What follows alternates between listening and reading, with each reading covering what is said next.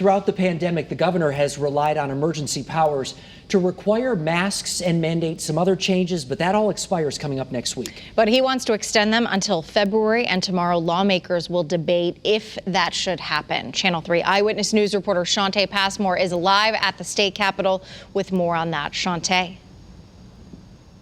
Mark and Aaron, tonight I spoke with House Majority Leader Matt Ritter, and he tells me tomorrow's meeting is, quote, unnecessary. Confidently, he believes the committee will vote in favor of extending the governor's executive powers. On the eve of a major debate, the question of whether Governor Ned Lamont should be allowed to extend his executive orders hovers over the state capitol. While he has the authority, a 10-person committee will decide whether it's yes or no. We're having this meeting because we really would love to hear the arguments about why you would get rid of all the executive orders when Connecticut has been a national success story on containing COVID-19.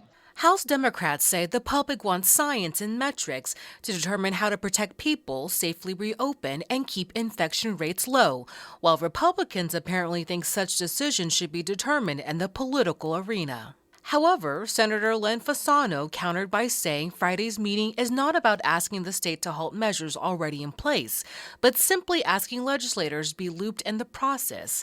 In a statement, Fasano writes, "We should return to the process set in the early days of the pandemic, in which the governor consulted with lawmakers before issuing executive orders. There needs to be a level of review and collaboration to bring checks and balances back to the government."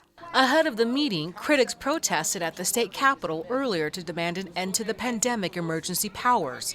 For constituents who fear the extension gives Lamont too much authority, House Majority Leader Matt Ritter reassures the General Assembly is not powerless in how the state responds to COVID-19. The executive orders are not sacred in that they are untouchable. The legislature can override them at any time. And Friday's meeting starts at 8 a.m. and supporters plan to extend the executive powers, saying, hey, we're not out of the woods just yet. Now was not the time to let our guards down, despite seeing positive results. Live in Hartford, Shantae Passmore, Channel 3 Eyewitness News.